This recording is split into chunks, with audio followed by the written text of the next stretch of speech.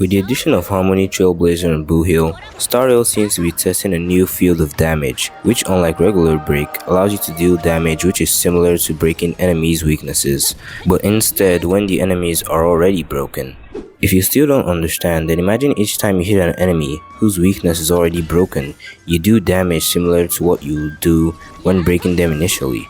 Previously, breaking weaknesses was more of a way to just delay enemies' actions or stop an annoying attack or mechanic from particular enemies.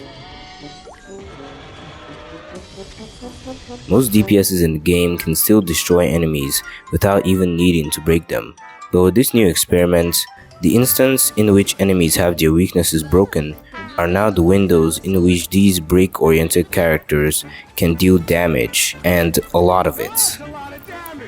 Take Harmony Trailblazer for example, an imaginary character that focuses on break damage, but not just breaking weaknesses like I said, but doing extra damage when enemies who are already broken are attacked by allies, including the Trailblazer themselves. This instance of break damage is called Super Break, and Harmony Trailblazer is the only unit in the game that can enable it, hence making them very important. Them being imaginary is also good, because as we all know, the break effect of imaginary imprisons enemies, keeping them in the broken state for a long time, which is perfect for a damage type that excels when enemies are broken. Though they will eventually release a premium character that will specialize in Super Break as well.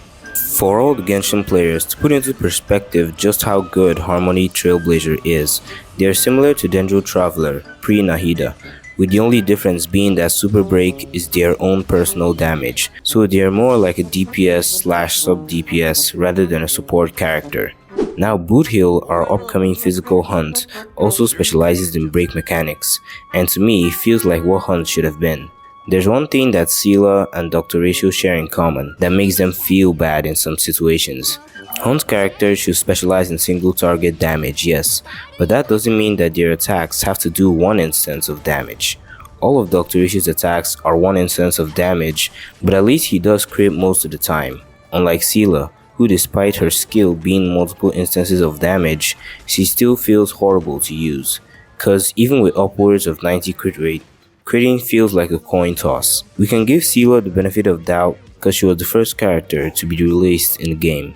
Boot Hill's main source of damage is his enhanced basic attack, which has multiple instances of damage, though he doesn't do much until he breaks the enemy. Thus, they gave him the ability to implant a physical weakness, which when paired with the massive amounts of break effect he'll be built with, makes it such that he can break bosses within 2 turns, after which the boss is history, cause paired with someone like Harmony Trailblazer, he'll be doing unholy amounts of damage. His design, potential, and character would easily be a must pull for me, and I'd recommend him as well if you were planning on pulling for him. I myself would have pulled for him if not that a certain someone would be releasing immediately after.